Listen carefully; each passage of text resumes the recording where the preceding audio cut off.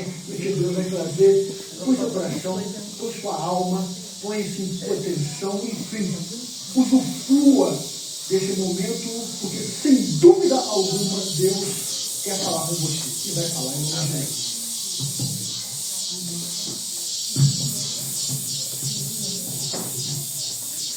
Meus irmãos, se eu falar sem microfone, vocês me escutam? Aí atrás está dando para ouvir bem? A gente evita problemas com som. É uma alegria muito grande poder estar aqui com os irmãos, né, nesse lugar abençoado por Deus, maravilhoso. A gente chegou aqui já observando como é belo, né? E ao canto das cigarras, que é louvor também ao Criador, né? A palavra de Deus nos ensina que toda a criação louva, exalta ao Senhor. Não é da nossa compreensão e às vezes a gente acha até ruim, que assim, nossa, mas esse barulho todo, mas é louvor ao Criador. É o reconhecimento da natureza de que há um Deus cuidando de nós acima de nós. E por isso nós nos reunimos aqui na presença dele para aprender mais sobre ele. Agradeço muito ao reverendo Sérgio, através da Raquel também, pelo convite, por ter essa oportunidade de estar aqui com os irmãos.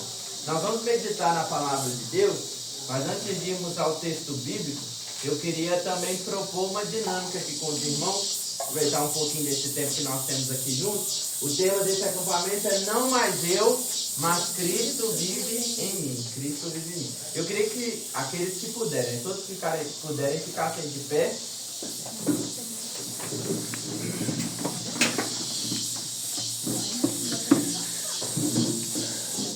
Vou pedir você agora para me imitar.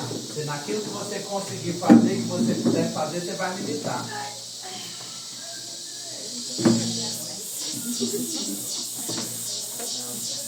Fazer uma ginástica aqui, um alongamento matinal para ajudar aí quem acordou meio duro, meio ruim.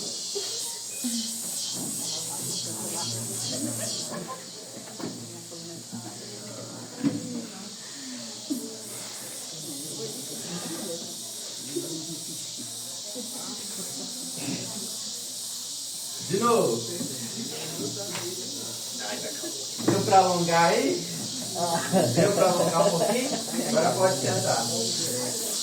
Ficou bem. Exercício simples, coisa fácil para a gente refletir uma coisa. Levanta a sua mão direita. Você viu como é que é complicado? Enquanto eu estava levantando minha mão direita, tinha muita gente que estava levantando a mão esquerda. Porque a gente está funcionando espelhado. E a proposta, né, quando a gente fala bem assim, não sou mais eu quem vive, não mais eu, mas Cristo vive em mim, nós sabemos que nós somos chamados pela palavra de Deus a imitar o Senhor Jesus Cristo. Ser cristão é literalmente ser um pequeno Cristo. Imitar a Jesus naquilo que ele fez, naquilo que ele faz. Mas às vezes a nossa imitação de Cristo, ela está com alguns defeitos. Está com alguns defeitos que a gente não percebe. Nós nos consideramos cristãos, e nós somos cristãos, porque nós somos seguidores do caminho, né?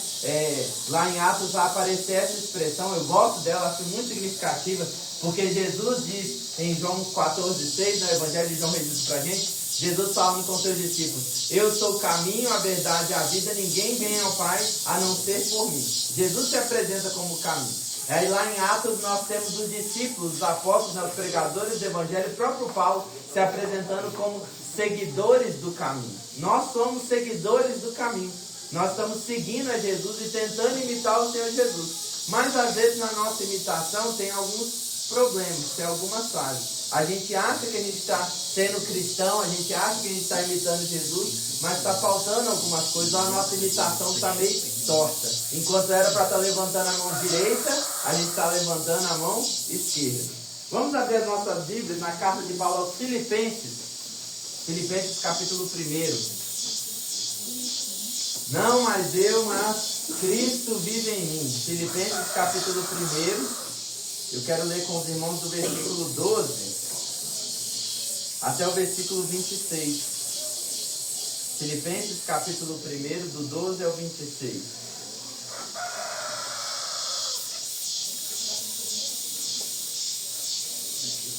Eu vou fazer a leitura do texto. No versículo 21, vou pedir aos irmãos que leiam juntamente comigo. Quero ainda, irmãos, cientificar-vos de que as coisas que me aconteceram têm antes contribuído para o progresso do Evangelho, de maneira que as minhas cadeias em Cristo se tornaram conhecidas de toda a guarda pretoriana e de todos os demais. E a maioria dos irmãos, estimulados no Senhor por minhas algemas, ousam falar com mais desassombro a palavra de Deus. Alguns, efetivamente, proclamam a Cristo por inveja e porfia, outros, porém, o fazem de boa vontade. Estes, por amor, sabendo que estou incumbido da defesa do Evangelho, aqueles, contudo, pregam a Cristo por discórdia, insinceramente, julgando suscitar tribulação às minhas cadeias. Todavia, que importa? Uma vez que Cristo, de qualquer modo, está sendo pregado, quer por pretexto, quer por verdade, também com isso me regozijo. Sim, sempre me regozijarei, porque estou certo de que isso mesmo, pela vossa súplica e pela provisão do Espírito de Jesus Cristo, me redundará em libertação, segundo a minha ardente expectativa e esperança, de que em nada serei envergonhado. Antes, com toda a ousadia, como sempre, também agora, será Cristo engrandecido no meu corpo, quer pela vida, quer pela morte. Vamos ao 21 juntos? Quando para mim o viver é Cristo e o morrer é lucro. Entretanto, se o viver na carne traz fruto para o meu trabalho, já não sei o que hei de escolher. Ora, de um lado eu estou constrangido, tendo desejo de partir e estar com Cristo, que é infinitamente melhor, mas por vossa causa é mais necessário permanecer na carne. E convencido disso, estou certo de que ficarei e permanecerei com todos vós para o vosso progresso e gozo da fé, a fim de que aumente, quanto a mim, o motivo de vos gloriardes em Cristo Jesus, pela minha presença de novo convosco. Feche seus olhos, peça ao Senhor para que essa palavra fale ao seu coração. Ó Deus, nós bendizemos o teu nome, Senhor, porque estamos, ó Deus, diante da glória do Senhor, da certeza de que a natureza manifesta, os céus proclamam a glória do Senhor. Ó Deus, toda a criação exalta ao Senhor junto num canto de louvor, de adoração, bendizendo o Deus Criador. Ó Pai, nós nos reunimos a essa criação nessa manhã, para louvarmos o Teu nome, para bendizer ao Senhor, e também, ó Deus, para ouvir o Senhor falar aos nossos corações, para sermos, ó Deus, alimentados, exortados, edificados, iluminados no meio da Tua palavra, para o nosso crescimento, Deus, para o nosso desenvolvimento, para a glória do Teu nome, em nome de Jesus. Amém. Meus irmãos, nós temos algumas falhas, na nossa imitação de Jesus, e a gente precisa aprender, de fato, como sermos discípulos melhores. Nós precisamos, de fato, abrir mão das nossas vidas, abrir mão das nossas convicções, abrir mão do nosso modo de viver, do nosso modo de enxergar as coisas, para que nós possamos ser tornados cada vez mais à semelhança do Filho, à semelhança de Cristo Jesus. E aí o apóstolo Paulo, ele aparece não aqui na carta aos Filipenses, mas na sua carta aos Coríntios, dizendo àqueles irmãos, olha, sejam meus imitadores, como eu sou de Cristo. Paulo, ele avoga para si uma autoridade que é interessante, porque ele diz assim, olha, podem me imitar, podem observar o meu modelo, podem observar a minha conduta, porque eu sou um legítimo imitador do Senhor Jesus Cristo. A carta aos Tessalonicenses, a primeira carta aos Tessalonicenses, que é escrita por Paulo e Timóteo, ele vai dizer àquela igreja que eles aprenderam com eles, e que nas ações deles, eles têm imitado eles, e isso tem sido benéfico para o Evangelho. Eles têm dado bom testemunho, porque eles estão imitando aquilo que eles aprenderam. Então, com o apóstolo Paulo também, os irmãos em Filipenses, e nós vamos aprender algo a respeito da nossa imitação do Senhor Jesus Cristo. A carta de Paulo aos Filipenses, ela é conhecida como a carta da alegria, Paulo escreve essa carta e ele menciona a alegria dele de conhecer esses irmãos, a alegria dele por ter partilhado bons momentos com esses irmãos, a alegria dele por saber que essa igreja está crescendo, essa igreja está se desenvolvendo, a alegria dele por saber que essa igreja é uma igreja que contribui, que envia donativos para a obra missionária, que tem sustentado a obra missionária, a alegria de Paulo em saber viver na escassez e na fartura. Isso é o que ele diz no capítulo 4, tudo posso naquele que me fortalece. Sei viver com muita coisa, sei viver com pouca coisa. Sou alegre, sou feliz com Jesus, meu Senhor, como a gente canta no hino. É essa alegria que Paulo está expressando aqui nessa carta. E essa alegria do viver de Paulo, ela vem de uma certeza, ela é fruto de uma convicção daquilo que Deus fez no seu coração, daquilo que Deus fez na da vida dele, da obra transformadora de Jesus, e que vai ser expressa por ele aqui com certeza a respeito até da sua própria morte. Como que isso traria para ele alegria de estar reunido com o Senhor Jesus Cristo.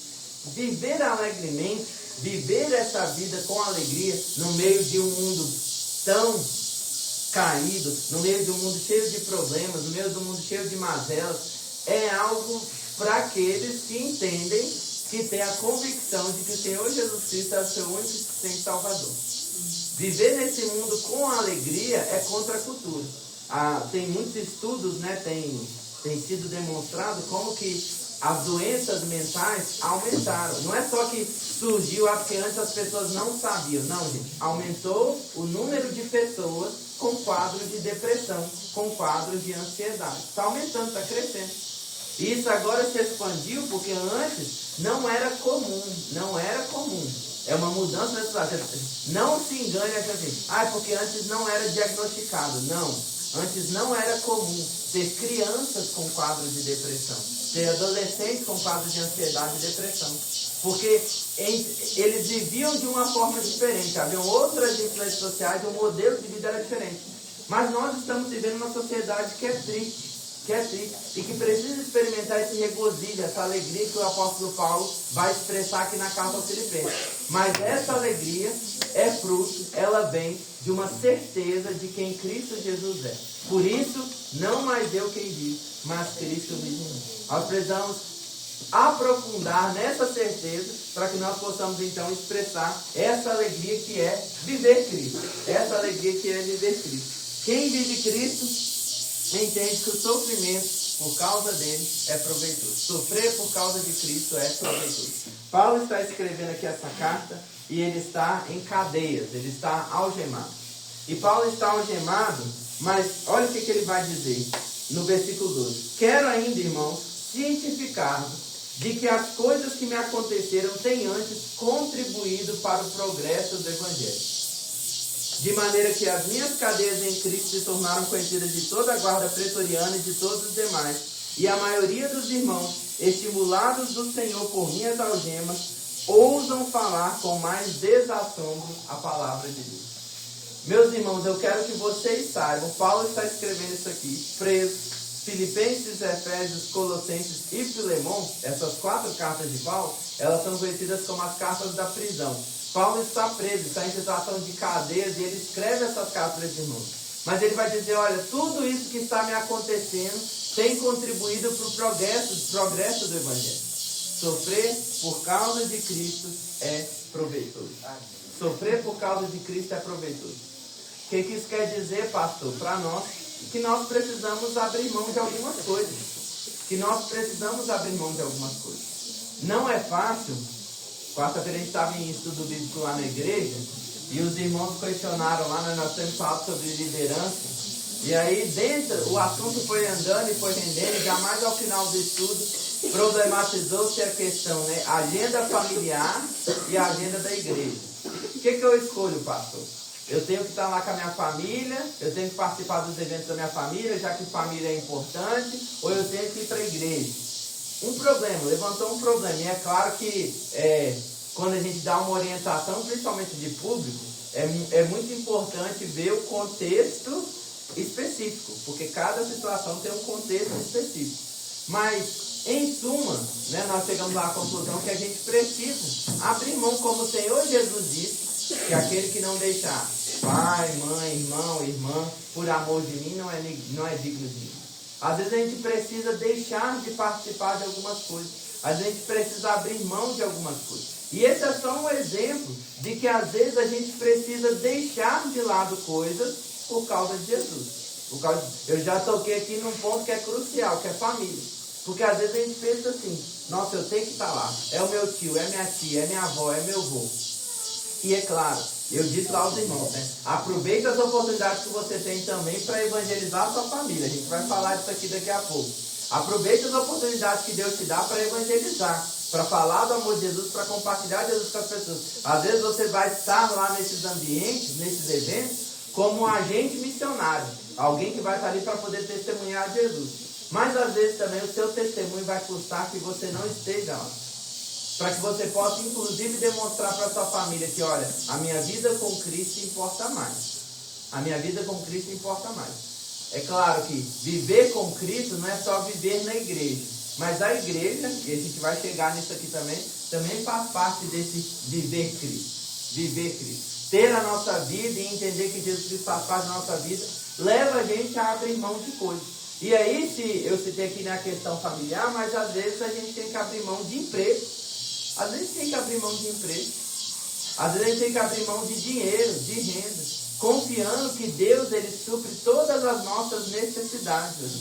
Os discípulos de Jesus, os seguidores de Jesus, eles foram desafiados dessa forma, né? Quando Jesus chama Pedro e André, os dois irmãos, e Tiago e João também da mesma forma, eles estavam pescando. Eles estavam fazendo aquilo que garantia o sustento deles, aquilo que colocava comida na mesa. Eles estavam trabalhando, porque o trabalho deles, o ofício deles era esse. E aí o que Jesus disse? Venham após mim, me sigam.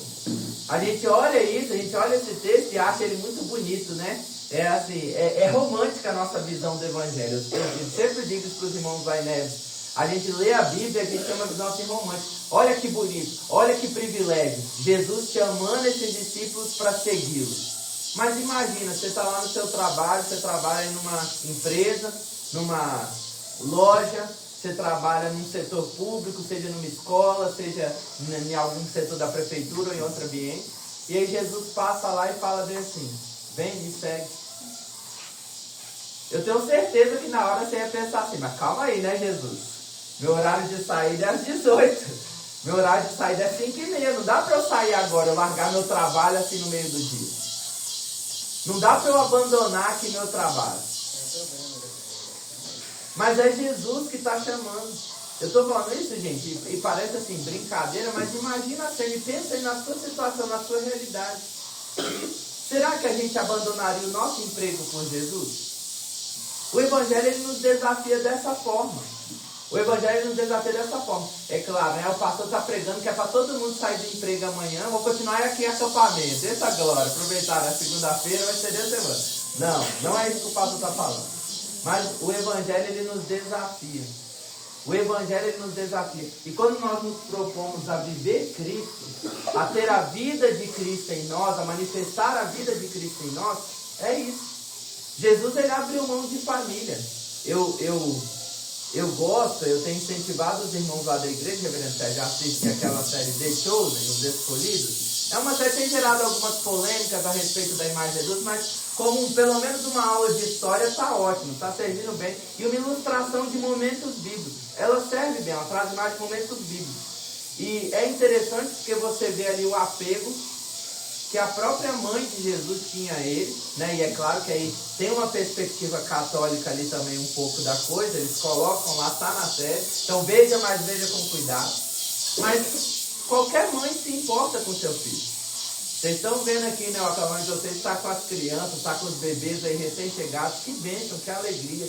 E a mãe tem um apego com seu filho. Eu tenho certeza que a Aline, né? A Aline estava aqui na frente, mas ela estava cantando, louvando a Deus em espírito e em verdade. Mas ela estava de olho ali, né? O pastor está pegando minha filha. Está de olho, está prestando atenção. Uma mãe se importa com o seu filho. E Jesus, no seu ministério, ele abre mão da sua família. Ele abre mão da sua família. Mas ele entende que isso é importante, porque ele chega lá na cruz e diz para João, aí a sua mãe, cuida dela. Aí a sua mãe, aí o seu filho. Cuida dela. Por quê?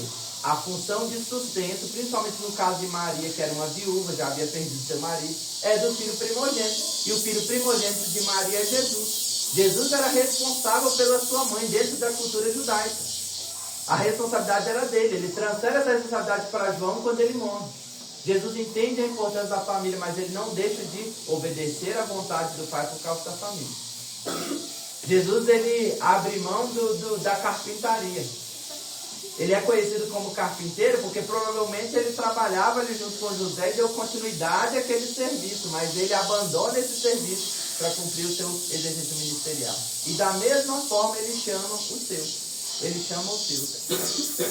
Nós precisamos estar dispostos a abrir mão de coisas da nossa vida. Família, emprego, que representa uma segurança para nós. Nós temos um apego ao dinheiro. Nós temos um apego a esse sustento. E é claro, meus irmãos, tudo tem que ser feito com sabedoria, né? Paulo fala lá em Tessalonicenses, porque lá na igreja de Tessalonicenses, esse discurso ele gerou um problema. E para evitar que esse discurso gere um problema no nosso meio também, nós já vamos citar isso como exemplo. Lá em Tessalonicenses, os irmãos estavam esperando a vinda de Jesus, e por causa dessa expectativa da vinda de Jesus, o pessoal abandonou seus empregos. O pessoal deixou de trabalhar. E aí Paulo falou assim, gente, Jesus vai voltar, mas não significa você deixar de trabalhar. Trabalhe. Trabalhe para que você tenha como se sustentar e para que você tenha como acudir o necessitado, ajudar aqueles que precisam. Trabalhe. E Jesus vai voltar e vai dar tudo certo. Mas nós precisamos entender que a nossa vida, no trabalho, na família, ela precisa ser por causa de Deus. Estou trazendo essas coisas como sofrimento, meus irmãos, porque às vezes a gente não vai ser preso como Paulo foi. Paulo estava em cadeia por causa do Evangelho. Às vezes a gente pensa em sofrimento e a gente pensa lá na igreja perseguida. A gente pensa naquilo que está acontecendo lá no Oriente Médio, em vários países da África, lá na Ásia. A gente vai pensar lá. Mas nós também sofremos por causa de Cristo. Dia após dia, negando o nosso eu. Negando a nossa carne, negando a nossa vontade. Eu queria muito poder participar de tudo lá, de todo o calendário, de toda a agenda familiar que a minha família tem. Mas nem tudo é para mim. Eu preciso demonstrar que eu escolho Cristo. Eu preciso escolher a Cristo. Eu queria fazer isso, alcançar aquilo, ter essa carreira. Mas nem tudo é para mim. Nem tudo é para mim. Principalmente, meus irmãos, hoje nós vivemos num país que a perspectiva de crescimento, a perspectiva de lucro, ela vem via trazer o sofrimento do outro, ou pisar em cima do outro, ou enganar o outro, vem meio por meio de corrupção. E se o seu crescimento profissional ele vier por meio de corrupção, ele não pode ser um crescimento abençoado por Deus. Se para que você cresça profissionalmente, se para que o seu salário melhore, você tem que passar a perna no outro, você tem que enganar o outro, você tem que usar de mentira, de difamação, você tem que ser esperto e humilhar outras pessoas, e passar na frente de outras pessoas. Esse crescimento ele não pode ser abençoado por Deus. Porque o Evangelho o tempo todo nos confronta com a necessidade que nós amemos as pessoas.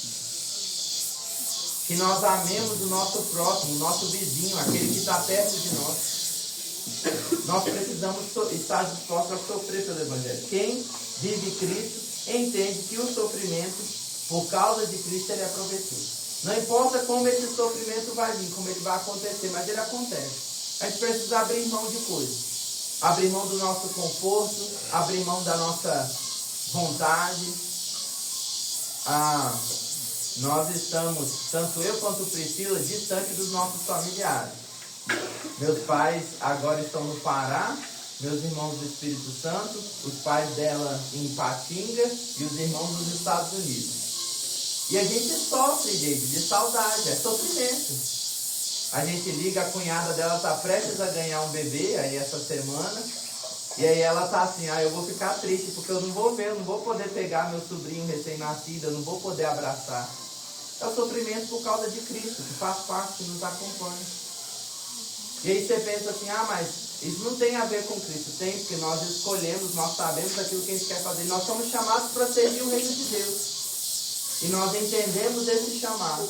E nós respondemos a esse chamado. E a gente vai sofrer no dia a dia o que tem que sofrer por causa de Cristo, entendendo que algo melhor nos aguarda. Que algo melhor nos aguarda.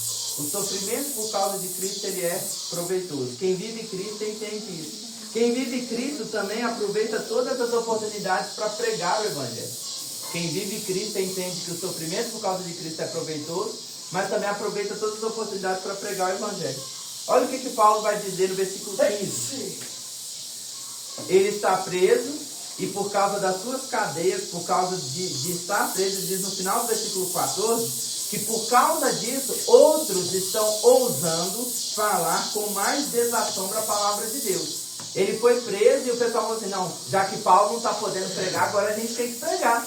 Agora a gente tem que pregar, já que o nosso pregador faltou, aí essa é a ideia importante para a igreja, tá? O dia que o pastor passar mal, deu uma dor de barriga antes do culto, aí todo mundo vai dizer, não, então eu prego. Tem que ser assim, né, Reverendo? Todo mundo querer pregar, estar disposto a pregar. É isso que aconteceu. Paulo foi preso, foi para a cadeia, e os irmãos começaram assim, vamos pregar o evangelho, vamos falar mais de Jesus. Aí Paulo vai dizer que tem um problema nisso também, porque alguns proclamam a Cristo por inveja e porfia. Qual que é a ideia aqui? Tem assim, opa, Paulo saiu de cena e agora é minha chance de brilhar, né? Subiu até na cadeira e falou assim, não, agora já que não tem Paulo, vai eu, e vai eu mesmo. Essa é a ideia da inveja e porfia aqui. Tem gente querendo ficar mais famoso que Paulo. Mas Paulo vai falar que para ele isso não importa não. Assim, ó, tem gente pregando o evangelho porque quer ter a mesma fama que ele. É por inveja, é por porfia, é por ciúme que essas pessoas estão pregando o evangelho. Tem um pastor muito bom, um pregador muito bom. E aí, quando um outro pastor tem a oportunidade de assumir o lugar desse pastor, fala assim, não, agora eu vou dar um show, porque agora eu vou mostrar que eu consigo ser melhor do que ele. É isso que está acontecendo.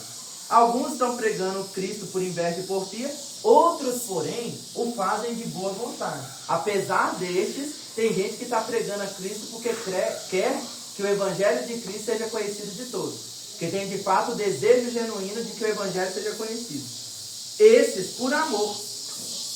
Os que fazem, os que pregam, querendo que Jesus seja conhecido de todos, fazem isso por amor, sabendo que a responsabilidade que pesa sobre o pregador é a incumbência do Evangelho. Aqueles, os que estão fazendo por inveja, pregam a Cristo por discórdia, insinceramente, julgando suscitar tribulações das minhas cadeias. Agora, versículo 18. O que isso importa? O que isso importa? Paulo está dizendo. Uma vez que Cristo, de qualquer modo, está sendo pregado, quer por pretexto, quer por verdade, também com isso me regozijo, e sempre me regozijarei. Paulo está experimentando um sentimento de felicidade, de alegria aqui. E a alegria dele é saber que apesar da ausência dele, apesar dele estar preso, apesar dele estar em cadeia, o Evangelho de Cristo continua sendo pregado. A palavra de Deus continua sendo proclamada. Isso traz alegria a qualquer pastor, eu tenho certeza. Traz alegria ao reverendo Sérgio, traz alegria ao pastor Euquias, a qualquer pastor. Você está ausente da igreja por qualquer motivo que seja e saber que a igreja está lá reunida em oração, que a palavra de Deus está sendo pregada, está sendo ensinada. Isso traz alegria ao coração do pregador. E o discípulo de Jesus, ele entende que qualquer oportunidade é uma oportunidade para pregar, para falar do amor. Foi isso que eu disse para os irmãos lá quarta-feira. Eu falei assim, é claro que você não vai sair para festa de família, para encontro de família todo domingo, porque se você faz isso, você está errando. Mas se acontecer um domingo ou outro, vai reunir a sua família toda. Aí eu até falei, né? Vai reunir a tia fofoqueira, com a sobrinha mentirosa, com o menino que está usando droga, o seu sobrinho que está usando droga, com a menina que está namorando todo mundo, que está grávida, tudo aquilo. Vai para esse aniversário e já vai com o texto preparado, para você pregar o evangelho. Vai para esse encontro de família e aproveita essa oportunidade para evangelizar. Assim, você vai estar ausente da igreja, mas transforma um ambiente onde você vai estar num culto de louvor, de adoração a Deus. Leva a palavra de Deus. Aproveita essa oportunidade para pregar a palavra de Deus. Porque o problema, aí eu falei isso para os irmãos lá nessa, é que a gente quer faltar o culto para ir na festa e viver a festa e só estar lá na festa, não fazer nenhuma oração. Assim, poxa, mas aí me ajuda. Assim, vamos aproveitar essa oportunidade. Enxergar esses momentos como oportunidade. Eu tenho que trabalhar. Jesus me chamou para seguir Ele, mas eu tenho que cumprir lá meu horário semanalmente, segunda a sexta, de 8 a 5. O que eu vou fazer? Vou aproveitar as oportunidades do meu trabalho para falar de Jesus. Aí entendam, que aí o pastor sempre tem que esclarecer esse ponto. Não é para você deixar de fazer o seu trabalho para virar um pregador ali da sua empresa. É através do seu trabalho que vai ser feito com honestidade, com verdade, com responsabilidade. Paulo fala sobre isso em Efésios, né? Os servos sirvam, obedeçam em tudo aos seus senhores. E Paulo está falando com escravos. Assim, o escravo converteu. Assim, obedeça a tudo o seu senhor, para que através do seu testemunho, o seu patrão, o seu senhor, seja convencido da esperança que é em Cristo. É isso que a gente tem que fazer. Aproveitar as oportunidades. Você que é adolescente, você tem que ir para a escola. E talvez nesse momento da sua vida aí, os meninos aqui mais novos acham assim, nossa, escola é chato demais. Aquela aula de português, de história, nossa, Deus me livre. Depois vocês vão ver como que isso é bom. Depois vocês vão lembrar, vocês vão ver como que isso é bom. Aproveita as oportunidades na escola para falar de Jesus. Aproveita o seu comportamento na escola para dar testemunho de Jesus. Como é que eu dou testemunho de Jesus na escola? Sendo um bom aluno, respeitando os professores, não ficando conversando durante a aula, usando o celular aí para os adolescentes, mexendo no celular na hora que a professora está explicando a matéria, sendo responsável, sendo um aluno que cuida da escola, que cuida do ambiente escolar. Eu fui estudante de escola pública a minha vida inteira, depois fui fazer universidade também, na universidade pública, e é muito triste, sempre foi muito triste para mim ver como que nós mesmos, os cidadãos, que usamos o patrimônio público e a gente não cuida. Nunca teve um banheiro decente nas escolas que eu estudei, mas o problema não era o governo que não fez um banheiro decente. Eram os alunos que quebravam o espelho do banheiro, que quebravam as coisas da descarga dos vasos sanitários. A gente nunca, sempre tinha um vaso lá interditado, sempre tinha um banheiro interditado. Mas é por quê? Porque os alunos mesmo não cuidam. São os alunos que usam aquilo ali, os próprios alunos não cuidam. Não é porque o governo não mandou dinheiro para comprar o vaso, não. O governo mandou o dinheiro, comprou o vaso, comprou o espelho, comprou a porta e os alunos quebraram tudo. Isso sempre trouxe muita tristeza para mim, de ver que, tipo assim, a gente tinha uma escola com tudo ali para poder ser um ambiente bonito, bem cuidado, mas nós mesmos éramos responsáveis. Talvez você não quebre o banheiro dessa escola, mas você risca a mesa. Fica lá riscando a mesa, colando chiclete atrás da cadeira. Nós temos uma responsabilidade como cristãos. Não sou eu quem vivo, não mais eu, mas Cristo vive em mim. A pergunta que tem que ser feita quando eu estou lá na escola, quando eu estou no meu trabalho, quando eu estou com a minha família, dentro de casa, porque o cristão precisa dar testemunho dentro de casa, junto aos seus irmãos, junto aos seus pais, junto à sua esposa, marido. A pergunta que nós precisamos fazer nesse ambiente é: o que é que Jesus faria se ele estivesse aqui? Se Jesus estudasse na sua escola, você acha que ele ia estar lá jogando futebol e xingando todo mundo? Querendo arrumar briga? Provavelmente ele ia estar jogando bola, mas ele ia dar testemunho. Ser pacificador, apartar as brigas ao invés de querer entrar na briga, ao invés de querer dar soco na cara de todo mundo. Jesus estudasse na sua escola, ele não ia colar na prova. Ele não ia tentar espiar a resposta do outro para ver se a resposta dele estava certa. Se Jesus fosse funcionário lá do seu patrão, ele não ia passar o dia inteiro falando mal do seu patrão. Porque às vezes a gente até trabalha, até faz o nosso serviço direitinho, mas o nosso WhatsApp está lá bombando. Nossa, como fulano é chato, como fulano é mandão, isso, aquilo. Cheio de fofoca do serviço, da vida dos outros, falando mal do patrão. Nós precisamos aprender a aproveitar todas as oportunidades para pregar o evangelho. Aí tá vendo como é que isso vai gerar sofrimento? Vai gerar sofrimento, porque a gente gosta de falar da vida dos outros. A gente gosta de falar da vida dos outros. Ah, eu não gosto não. A gente tem prazer. Tem uma medida de prazer em saber um negócio. Eu vi um vídeo do Gustavo Tubarão, influencer aí da internet daqui de Minas Gerais, talvez vocês conheçam ele. Ele gravou um vídeo com a avó dele no carro. Aí nesse vídeo ele está fazendo para mostrar como é que a avó dele fica no carro. A avó dele falou lá, comentou, de um vizinho, de uma vizinha que está grávida e o marido descobriu. Aí ela só falou isso no vídeo. A Jurema, não sei o nome da mulher, está grávida e o marido dela descobriu. Aí você vai ver os comentários. A maioria das pessoas no comentário está: e o resto da fofoca? E a história da vizinha?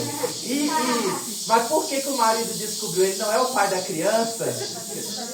O interesse das pessoas está ali. Você vai lá ver o vídeo, tem várias. A proposta do vídeo é só ele mostrar que a avó dele fica mandando ele acelerar o carro, fala que ele está muito devagar, critica o cabelo dele. Como é que ela fica no carro. O propósito do vídeo é ele. Mas ela soltou lá uma informação sobre a vizinha dela. Cana Verde, eu já estive em Cana Verde. Tem um amigo meu que é pastor, ele é da igreja presbiteriana de Cana Verde. Cana Verde tem 5.000 habitantes. Aí você pensa, o Gustavo Tubarão, que é um influencer, ele tem milhares de seguidores. Mas o que a pessoa que mora lá no Espírito Santo tem a ver com a vida da mulher que está grávida lá em Cana Verde? O que a pessoa que mora lá na Bahia, no Nordeste, tem que saber da fofoca da mulher que mora lá em Cana Verde e está grávida? Nada. Mas a gente gosta.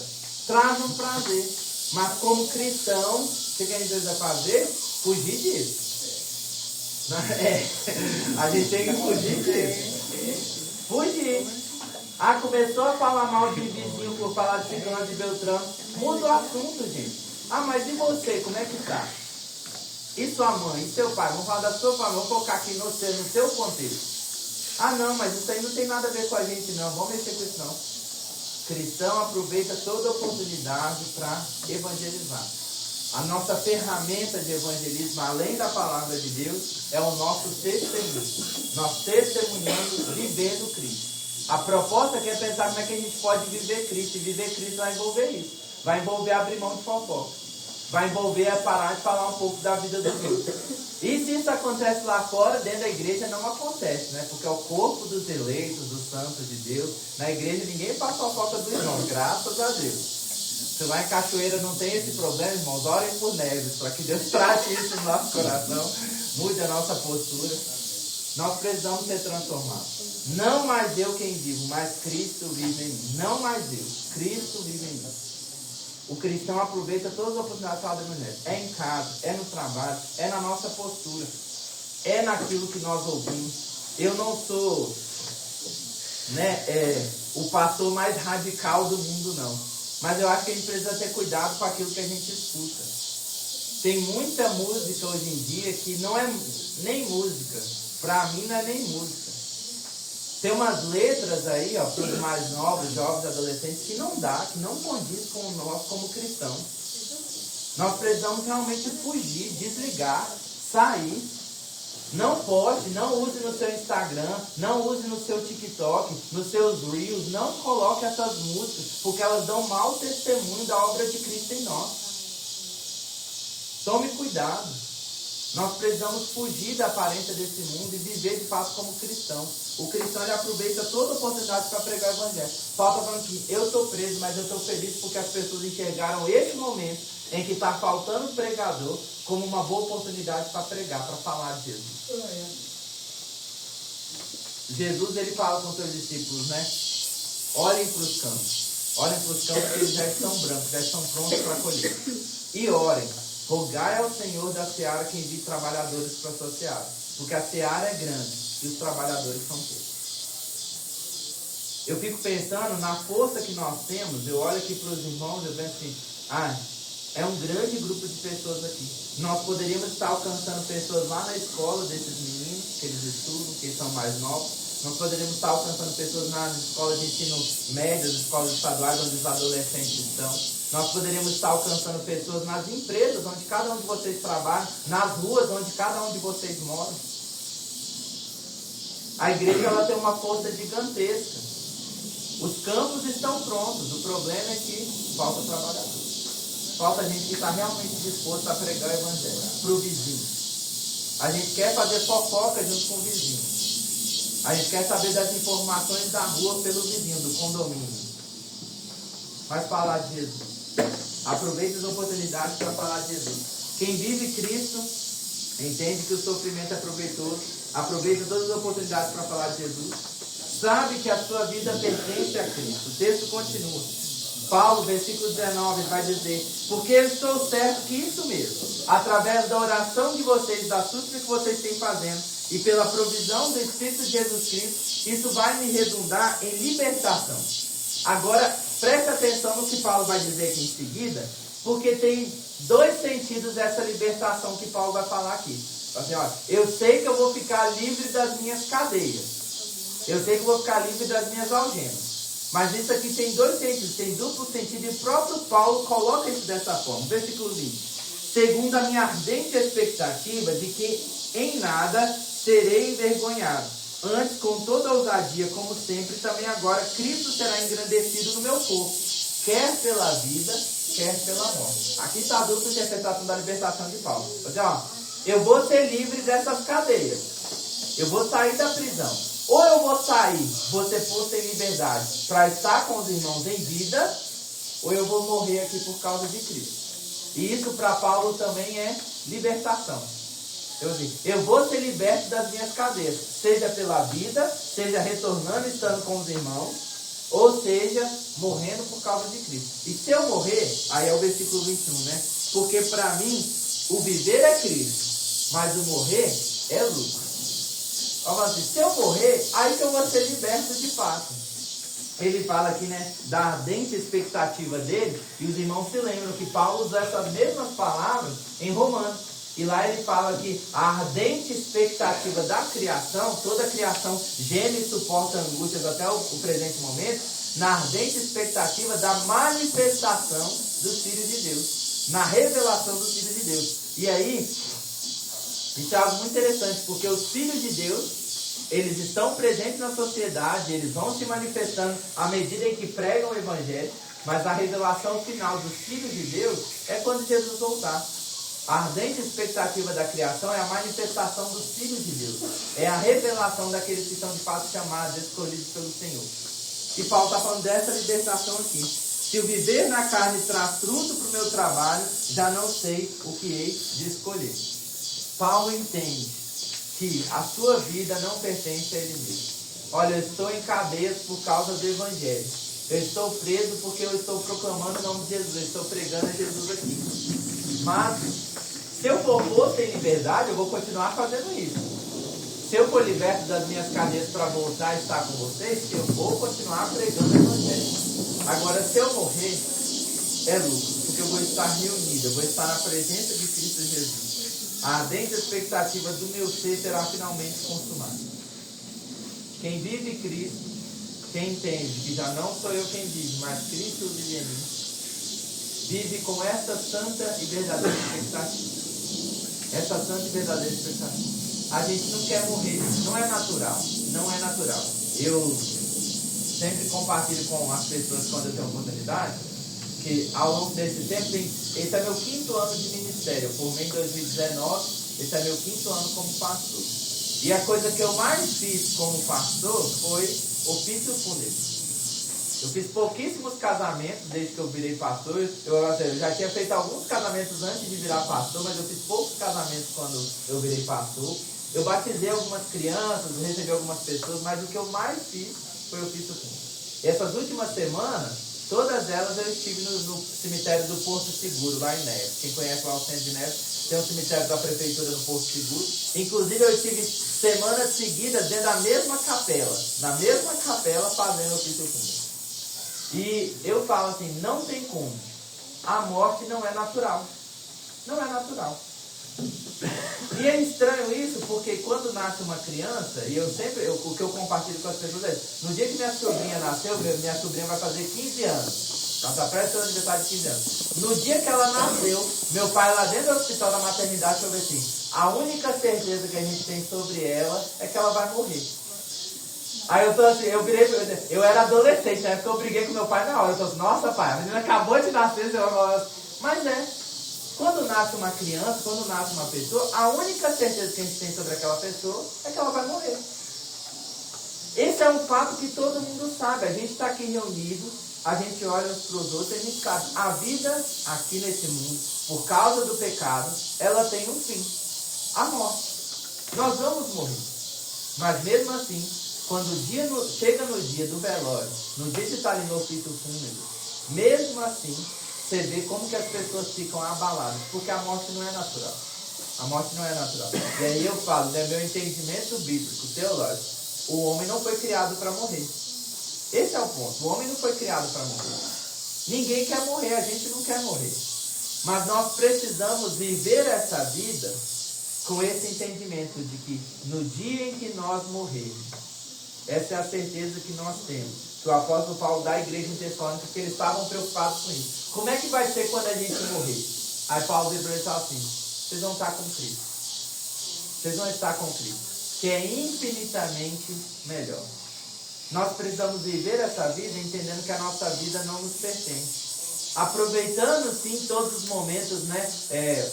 Salomão vai dizer lá em Eclesiastes isso, ele vai dizer, olha, eu escrevi livros, eu li livros, eu estudei ciência, eu fiz projetos, eu trabalhei, eu me casei, eu desfrutei dos amores da minha mocidade, eu experimentei das bebidas, eu fui em festas, eu fiz tudo. Mas eu entendi que essa vida ela só tem sentido se ela for vivida olhando para a esperança que está acima do sol, ou acima do céu, que é o Senhor.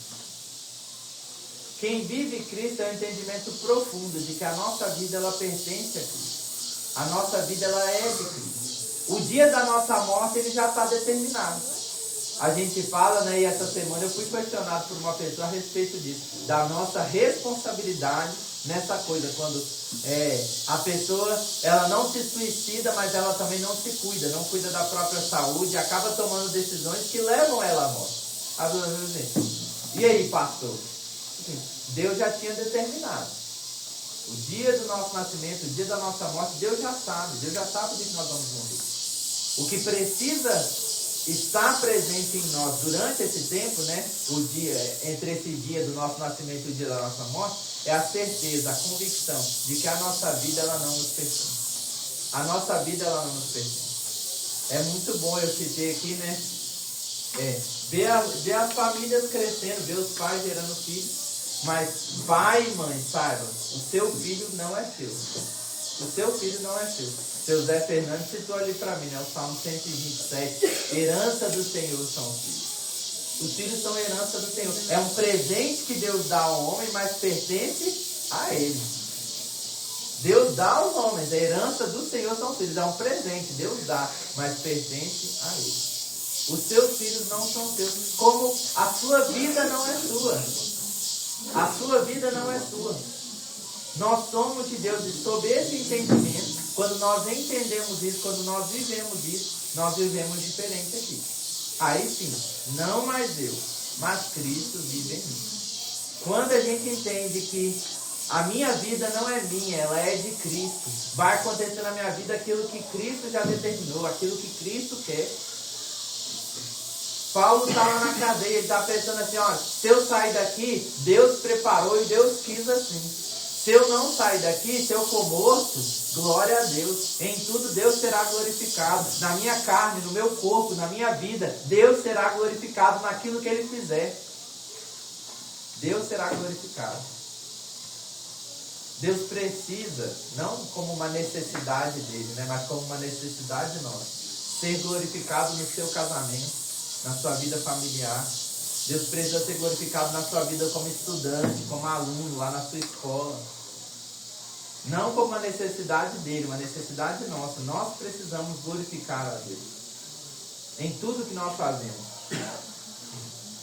entendendo que a nossa vida pertence a Deus.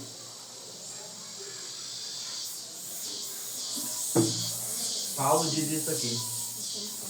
Porque para mim, o viver é Cristo e o morrer é lucro. Que está totalmente coerente com o que ele diz em Gálatas também, quando ele diz, não sou eu quem vivo, mas Cristo vive em mim. A minha vida pertence a Deus.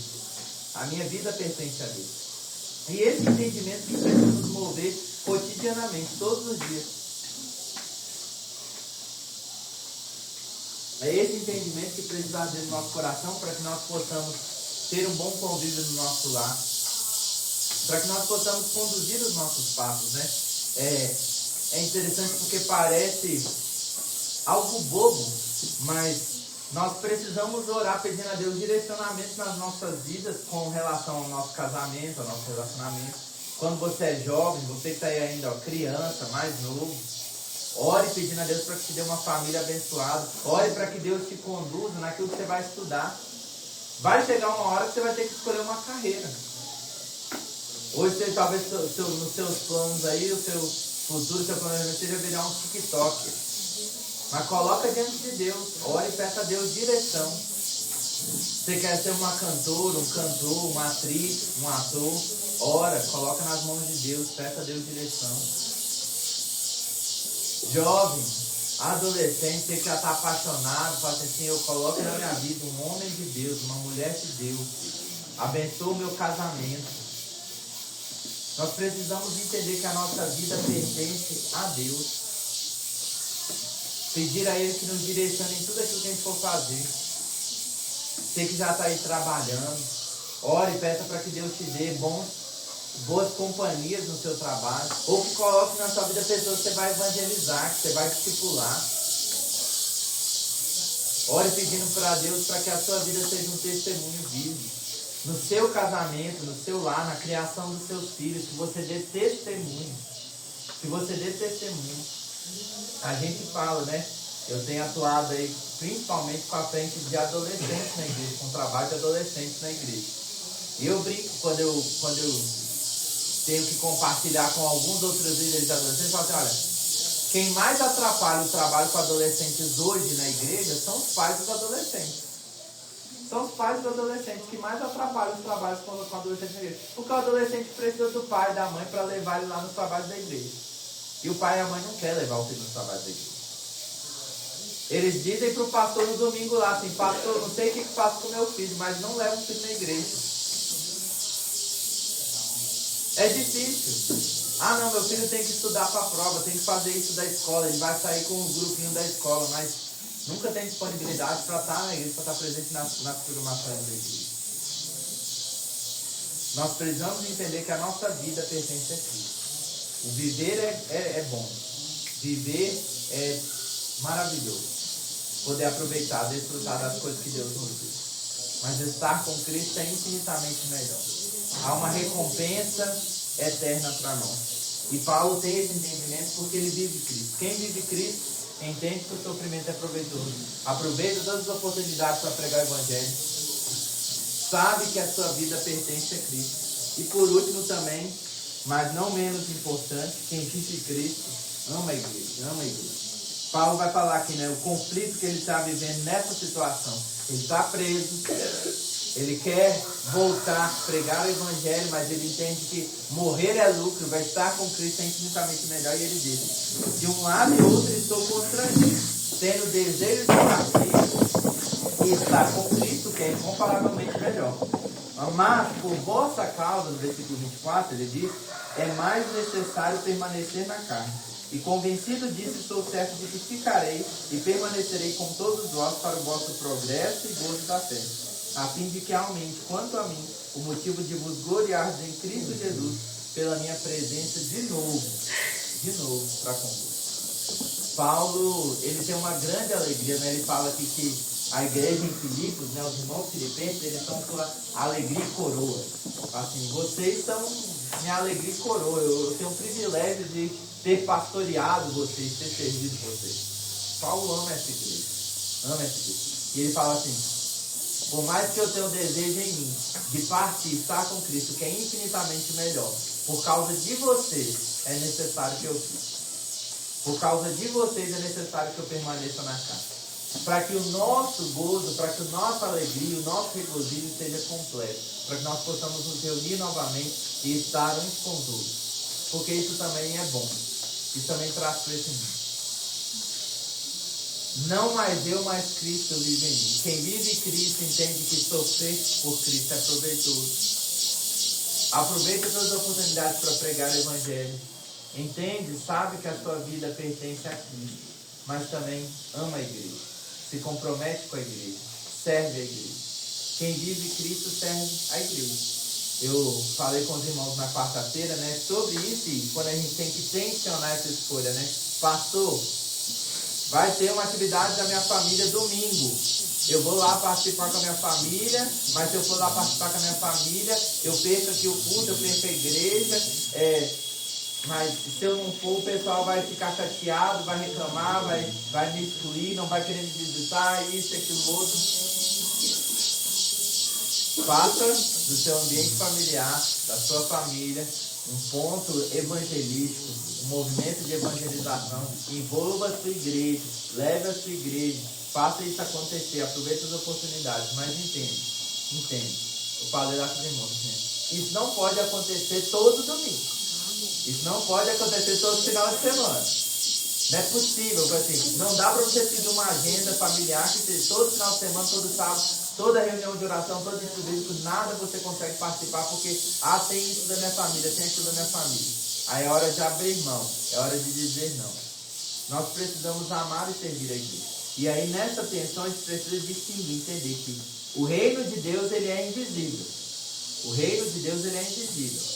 Jesus ele fala, né, e a palavra de Deus nos diz que diante do trono do Cordeiro vão se reunir gente que procede de toda tribo, povo, língua e nação. O conceito que nós temos dos nossos símbolos de fé a respeito da igreja invisível é esse. Nós entendemos que os eleitos de Deus eles estão espalhados por todos os cantos da terra. Então tem gente procedente aí de tudo quanto é canto do mundo.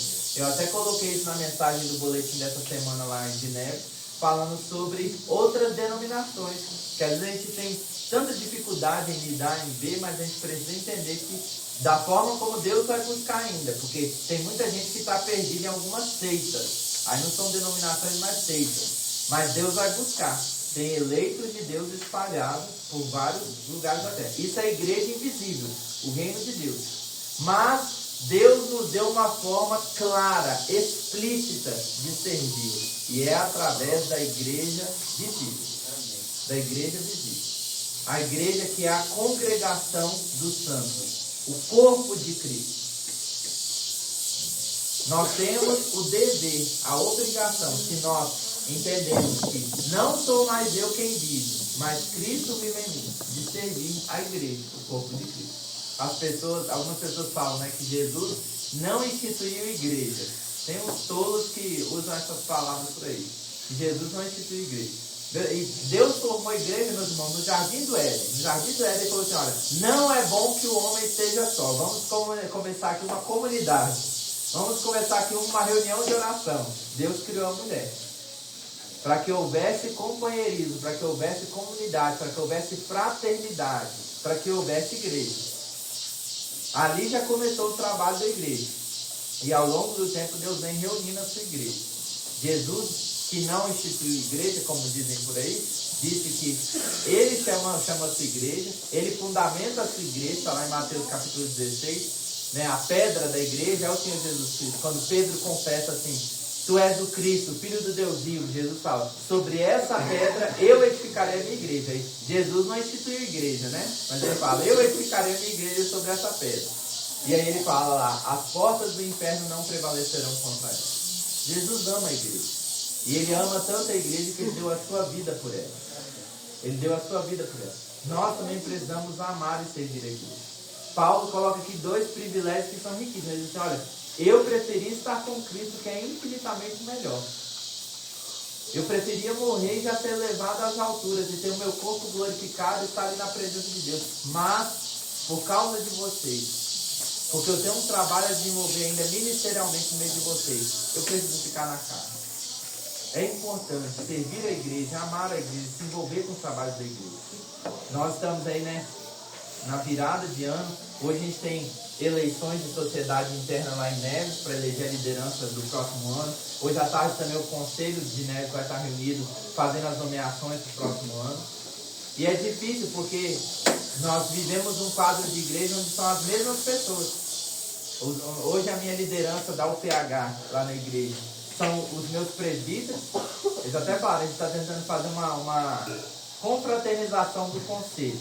Assim, não, vai ser uma confraternização das famílias da UPH, que é praticamente o conselho. A diretoria da UPH tem 3 dos meus 5 presbíteros. Mas assim, eles trabalham com diretoria de sociedade interna, trabalham com o conselho da igreja, aí é a liderança da escola dominical, é a liderança do outro trabalho aqui, faz parte do grupo disso, do grupo daquilo, e é assim. Minha diretoria da mocidade é praticamente a equipe que compõe o ministério de mídia hoje da igreja. Está todo mundo envolvido. Eles servem num canto, servem no outro. E assim, não tem problema nisso. A questão é que tem várias outras pessoas que estão sentadas, que poderiam também estar servindo a igreja. O Ministério de Mídia poderia ser composto por um grupo de pessoas totalmente diferente da diretoria da UNP, mas não é. Os membros do Ministério de Mídia é a mesma diretoria da UNP ou faz parte da equipe de louvor da igreja, que aí também são hoje a recepção da igreja, e tem que ficar lá na porta da igreja recebendo os visitantes e ainda correr para fazer o louvor, porque são as mesmas pessoas. enquanto tem tantas outras que poderiam estar servindo. Paulo amava a igreja em Filipos, amava esses irmãos. E nós precisamos amar a igreja. Você precisa amar a igreja de Cachoeira, ou do Cachoeira. Você precisa amar e servir essa igreja, se envolver com a frente de trabalho dessa igreja. Não deixar o seu pastor, o seu presbítero, o seu diácono sobrecarregado. Mas você ser útil, ser instrumento nas mãos do Senhor para servir a igreja. Quem vive Cristo ama a igreja. Quem vive Cristo entende que o sofrimento faz parte. O sofrimento por Cristo ele é proveitoso. Quem vive Cristo aproveita todas as oportunidades para pregar o evangelho em casa, no trabalho, na escola. Quem vive Cristo entende que a sua vida pertence a Deus e quem vive Cristo ama a igreja, serve a igreja. Se envolva com a sua igreja. Não viva só o acampamento, mas saia daqui decidida a viver mais, a aproveitar mais, a servir mais a igreja onde Deus tem. Que na nossa imitação de Cristo, nós estamos aqui vendo isso. Não mais eu, mas Cristo em mim. A gente possa corrigir ainda o que precisa ser acertado. Eu creio que você que está aqui, você já é um cristão. Você já é um seguidor de Jesus. Você tem ouvido a palavra de Deus ser pregada a você. Você tem sido ensinado pela palavra de Deus. Você já é um cristão. Talvez você ainda não fez a sua profissão de fé e se apresse para fazer porque isso é importante. Reconhecer o Senhor Jesus Cristo como único e suficiente Salvador da sua vida diante dos homens, diante das pessoas. Faça isso quanto antes. É importante dar esse passo. Mas você já tem aprendido, já tem compreendido o que é servir a Deus, o que é servir a Cristo, o que é imitar a Cristo. Mas ainda tem esses detalhezinhos que precisam ser corrigidos e precisam ser corrigidos diariamente. Então corrige. Espelhe a Cristo levantando a sua mão direita quando for para levantar a mão direita, levantando a mão esquerda quando for para levantar a mão esquerda. Que você possa imitar o Senhor Jesus de fato, olhando para Ele, copiando Ele, vivendo como Ele viveu. Não mais eu, mas Cristo vive em mim. Vamos ficar de pé para nós fazermos uma oração juntos? Despertar e que estão mais sonolentos. Tem um que já até dormiu. Feche seus olhos, vamos orar com Deus.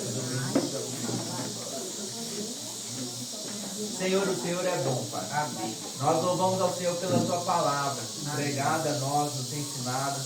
A Tua palavra, Deus, que é como uma espada. Ó Deus, que afiada e consegue, ó Deus, penetrar os nossos pensamentos, os nossos intentos, o coração do homem. Ó Deus, nós somos gratos ao Senhor por isso. Nos ensina através dessa palavra, Deus. Nos exorta por meio dessa palavra. Ó Deus, nós estamos de fato a amar a igreja do Senhor. Nós estamos, ó Deus, de fato, ó Deus, tomar a nossa cruz. Entendeu, Deus, o nosso sofrimento nesse mundo que agrada ao Senhor.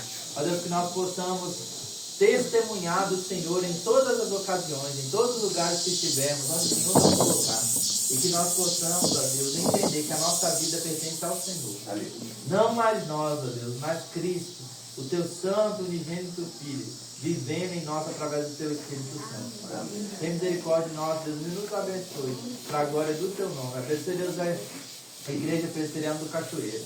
Ó Deus, que o Teu povo, o povo de Deus que se reúne, ó Deus, nessa localidade, seja frutífero para a glória do Senhor, Deus, em nome de Jesus. Por Deus, abençoamos o ministério, Deus, o trabalho do reverendo Sérgio no meio deles. Ó Deus, suprindo as necessidades do Teu Filho a cada dia, Pai, sendo, Deus, como o Teu povo, como o Teu tem sido até aqui, em nome de Jesus. Amém. Deus abençoe, meus irmãos.